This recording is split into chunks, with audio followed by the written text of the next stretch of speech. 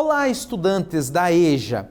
Neste vídeo vamos falar sobre regra de 3 com grandezas inversamente proporcionais.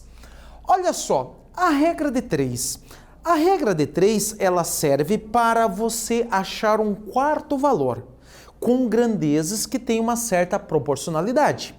Então imagine uma situação em que você tem quatro medidas, só que a quarta você não conhece.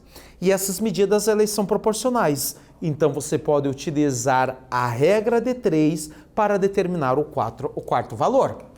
Tem que tomar um certo cuidado. As medidas, ou seja, as grandezas, elas podem ser diretamente ou inversamente proporcionais. Como assim? O que é uma grandeza inversamente proporcional? Para você compreender bem o que é inversamente proporcional, você tem que compreender o que é diretamente proporcional. Diretamente proporcional, a proporcionalidade entre duas grandezas, elas são diretamente proporcionais. Quando uma aumenta, a outra aumenta também. Quando uma diminui, a outra diminui também. No caso de inversamente proporcionais, é o inverso. Quando uma aumenta, a outra diminui. Quando uma diminui, a outra aumenta. Como, por exemplo, velocidade e tempo. Se você tem que sair da sua casa e ir em um determinado lugar, se você aumentar a velocidade, você diminui o tempo. Se você diminuir a velocidade, você aumenta o tempo. Isso são grandezas inversamente proporcionais.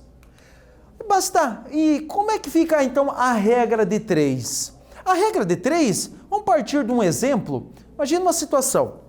2 pedreiros trabalhando juntos conseguem construir um muro em 6 horas de trabalho.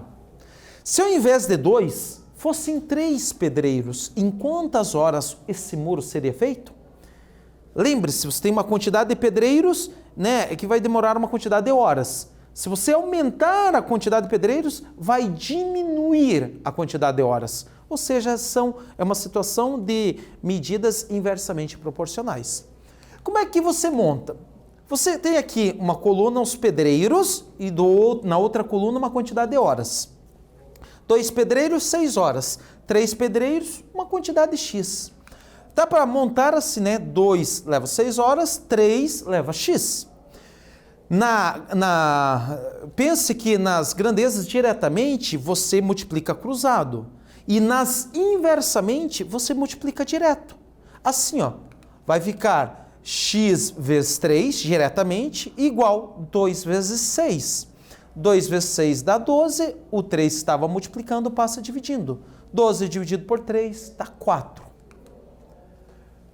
Nesse vídeo, nós falamos sobre regra de 3 com grandezas inversamente proporcionais. Espero que vocês tenham gostado. Até breve.